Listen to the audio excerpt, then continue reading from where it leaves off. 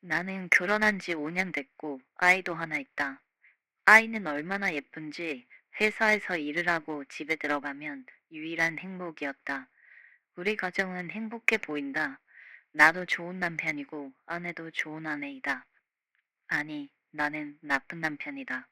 남들이 보기에는 아무 문제 없겠지만 나는 아내를 사랑하지 않는다. 더 이상은 정으로밖에 같이 살고 있지 않다. 아내는 이 사실을 전혀 모르고 있다. 나는 연기를 하고 있고 아내는 그런 나를 믿고 있다. 사실 결혼은 내가 원해서 한 게 아니었다. 결혼해야 할 나이였고 부모님들도 닥달하기 시작했다. 그러다가 성격이 좋은 여자를 만났고 결혼을 했다. 아내는 정말이지 착했다. 내가 어떤 말을 해도 믿어줄 만큼. 이 사람이라면 결혼해도 되겠지라는 막연한 생각이었다. 결혼식장을 잡을 때도 웨딩 사진을 찍을 때도 이렇게 다들 결혼하는 건가 하는 생각이었다. 그저 나이에 따라서 결혼을 한 거였다. 아내의 성격이 좋기는 하나 나랑은 맞지 않았다. 성격도 나는 활발한 편이었고 아내는 소심한 편이었다. 나는 여행하는 걸 좋아했고 아내는 집에 있는 걸 좋아했다. 그런 우리가 결혼할 수 있었던 건 아내가 나를 많이 좋아했기 때문이다. 음악 취향도 음식 취향도 모든 게 다 달랐다. 그래서 이 결혼 생활이 더 힘들지도 모르겠다. 아내가 한 음식들은 전부 내 입에 맞지 않는다. 아내가 듣는 음악도 전부 내 귀엔 좋지 않다. 우리는 맞춰가기에는 각자 오랜 기간 살았고 더 이상 바꾸기는 쉽지 않다. 하지만 우리에겐 아이가 있다. 신이 주신 선물이었다. 기분이 안 좋은 날에도 아이를 보면 모든 게 다 괜찮았다. 우리 부모님도 나를 이런 심정으로 키웠는지 궁금했다. 그럭저럭 잘 살고 있지만 이 상황에 불을 지핀 여자가 있다. 이 여자는 함께 다니던 직장에서 만났다. 신입으로 들어온 여자였다. 내가 이 여자의 사수로 배정받았다. 처음엔 아무런 관심도 없었다. 그저 사회 초년생일 뿐이었고 나는 열심히 알려줬다. 여자도 열심히 배웠다. 메모까지 해가면서 말이다. 열심히 하는 모습이 보기 좋았다. 그래서 나도 더 열심히 알려줬다. 그래도 실수할 때가 있었다. 여자는 울고 있었고 나는 어깨를 토닥이면서 위로해줬다. 여자는 감동했는지 내 품에 안겨 울었다. 그러지 말았어야 했지만 나는 가슴이 뛰고 있었다. 이 총초원 얼굴을 가진 여자가 품에 안겨 오니 더 이상 아무것도 생각나지 않았다. 지금 이 순간만이 내가 사는 이유 같았다. 나는 집에 아내도 있고 아이가 있었다. 더 이상은 다가서면 안 된다는 걸 알고 있었다. 그래서 거리를 뒀다. 어차피 여자도 더 이상 내 도움이 필요하지 않았다. 혼자서도 일을 잘했고 후임도 한 명 들어왔기 때문에 더 이상은 내가 필요하지 않았다. 그렇지만 여자는 계속해서 나를 찾아왔다. 답 시간이나 퇴근할 때까지도 계속해서 밥을 먹자거나 카페를 가자거나 했다. 나는 처음에는 거절했다. 그렇지만 계속해서 같이 가자고 하는 여자의 말에 나는 더 이상 거절할 수 없었다. 나는 아내에게 거짓말했다. 회사 업무 때문에 출장을 가야 한다고. 아내는 내 말을 의심하지 않았다. 잘 갔다 오라면서 도시락까지 싸줬다. 도시락은 따뜻했고 나는 여자랑 함께 도시락을 먹었다. 여자는 내가 유부남인 걸 알고 있었다. 하지만 멈추지 않았다.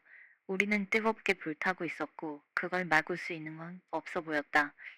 여자는 공교롭게도 나의 이상형과 부합했다. 긴 생머리였고 향기가 좋았다. 그 향기는 누가 맡아도 홀려버리는 향기였다. 나 또한 그중 하나였을 뿐. 놀라웠던 건 우리는 취향, 취미, 모든 게 다 잘 맞았다. 아내와는 하나도 맞지 않던 것들이었다. 그래서인지 우린 더욱 가까워졌다. 같은 취미를 공유하니까 서로 어떤 생각을 하는지도 알 수 있었다. 하지만 겉으로 티는 내지 않았다. 왜냐면 나는 유부남이기 때문이다. 여자도 사회 초년생으로 회사에 이상한 소문이 날 수 있기 때문에 조심했다. 우리는 서로의 마음을 알고 있었지만 참고 있었다. 언제 터질지 모르는 사랑의 감정이었다. 여자는 늘씬한 몸매와 하얀 피부를 가지고 있었다. 거기에 블라우스를 입고 짧은 스커트를 입고 올 때면 회사 사람들은 모두 그녀를 쳐다봤다. 그 누가 보기에도 눈이 가는 몸매와 얼굴이었다. 우리는 밥을 함께 먹었고, 커피도 같이 먹었고, 이제는 술도 같이 먹고 있다. 취한 얼굴이 빨개진 것도 예뻤다. 아니, 술주정 또한 예뻤다. 애교스러운 목소리가 더 듣고 싶었다. 아니, 하룻밤을 같이 하고 싶었다. 하지만 나는 집에 아기가 있었고, 집으로 향했다. 여자는 내 손목을 잡았다. 가지 않으면 안 되냐고 물었다. 나는 가야 한다고 손을 뿌리쳤다. 그리고 집으로 향했다. 택시를 타고 가는 집은 무척이나 멀게 느껴졌다. 다시 그녀에게 향하고 싶었다. 그녀도 나를 기다리고 있을 게 뻔했다. 복잡한 심정이었다.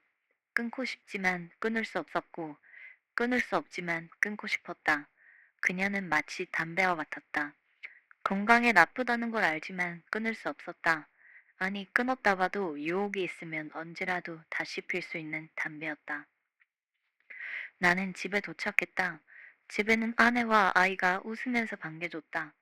아이는 얼마나 예쁜지 아장아장거리면서 되지도 않는 발음으로 아빠라고 했다. 나는 눈시울을 붉혔다. 맞다. 여기가 내가 있어야 할 곳이라고 생각했다. 난 그녀의 전화번호를 지웠다. 그리고 잠을 청했다. 아내도 옆에서 곤히 자고 있다.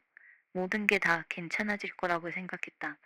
다음 날이 왔고 나는 회사로 출근했다. 여자는 늘 그렇듯 웃으면서 반겨줬다. 어제 내가 했던 결심들은 단 한 번으로 사르르 녹아버렸다. 어제 지웠던 전화번호도 상관없었다. 사실 머릿속으로 기억하고 있기 때문이다. 여자랑은 또 같이 밥을 먹었다. 또 커피를 먹었고 오늘도 같이 술을 먹는다. 오늘도 그녀는 가지 말라고 한다. 나는 집에 가지 않았다. 아내에게는 약속이 있다고 했다. 아내는 믿어주었다. 우리는 그날 밤 같은 곳에 있었다. 그녀는 아내와 다르게 피부가 좋았다. 기미 하나 보이지 않았다. 평소에도 관리를 열심히 하는지 광이 나고 있었다. 아내는 늘 푸석푸석한 피부였다. 내가 피부과를 가서 관리하라고 했지만 귀찮다면서 관리도 하지 않았다. 그에 비해 그녀는 운동도 했다. 탄탄한 복근까지 보일 정도였다. 이상하리만치 큰 눈망울로 나를 바라보고 있다. 우소에 찬 눈망울을 보고 있자니 눈을 뗄 수가 없었다. 사람들은 어찌됐든 아름다운 물체를 보고 싶어 한다는 걸 본 적 있다. 나는 이 여자를 그렇게 생각하는 것 같았다. 도저히 눈을 뗄 수 없었다. 그리고 밝게 빛나는 입술을 보고 있자니 결혼하면서 죽어버렸던 내 남성성마저 깨어나고 있었다. 여자는 물어봤다. 오늘은 안 갈 거냐고. 나는 말할 수 없었다. 그저 고개만 끄덕일 뿐이었다. 이게 내가 가진 마지막 자존심이었는지도 모르겠다. 우리는 술집을 나왔다. 그리고 거리를 걸었다. 물론 손깍지를 낀 채로. 그리고 도착한 곳은 어느 여관 앞. 누구 한 명 주저하지 않았다. 밝게 비추는 가로등은 우리의 관계를 아는 듯 깜빡거렸다. 여관 방으로 들어가 대시를 외쳤다. 자고 갈 수 없는 노릇이었기에 우리는 2시간이라는 시간 안에 모든 걸 끝마쳐야 했다. 시간이 정해져 있다는 게 우리를 더 타오르게 했다. 서둘러야 했고 느리기가 하지 않았다. 우리는 엘리베이터에서부터 그리고 방으로 들어가는 복도에서부터 서로에게 타오르는 감정을 감추지 않았다. 우리는 서로를 보며 누워있다. 그 숨결마저 달콤했다. 아내와 사랑을 나눌 때와는 천지차이였다. 나는 지금 느끼는 이 감정이 사랑이 아닐까 생각했다. 그리고 그녀도 나와 똑같은 생각인지 궁금했다. 하지만 여기까지였다. 여기서 멈춰야 했다. 나는 아이가 있으니. 2시간이 끝나고 우리는 서로의 집으로 향했다. 정말 원하던 걸 이루고 나니 그녀에 대한 생각도 점차 줄어들고 있었다. 집에 돌아와 아이가 자고 있는 걸 보고 있자니 엄청난 죄책감이 몰려왔다. 내일은 다르리라 다짐했다. 아내에게 거짓말한 건 아니다. 성별만 다르다는 걸 제외하면 말이다. 아내는 아침을 차려줬다. 요새 힘든 것 같아. 하면서 고등어까지 올려놨다. 아마 꼭두 새벽부터 준비한 것이리라. 입맛도 없었다. 내가 환장하던 고등어였지만 도저히 먹을 수 없었다. 아내는 왜 먹지 않냐고 물어봤다. 입맛이 변한 거야? 다른 거 먹고 싶으면 말해. 나는 아무 말도 할 수 없었다. 그저 젓가락만 깨작거리고는 회사로 향했다. 회사로 향하면 그녀가 기다리고 있을 테니. 그녀는 오늘도 웃으면서 나를 반겨준다. 그 웃음에는 많은 게 담겨 있는 것 같았다. 난 인사를 거절할 수밖에 없었다. 멋쩍게 미소를 날릴 수밖에. 나는 더 이상 어떻게 해야 할지 모르겠다. 결혼을 하지 않았더라면 하는 생각밖에 들지 않는다.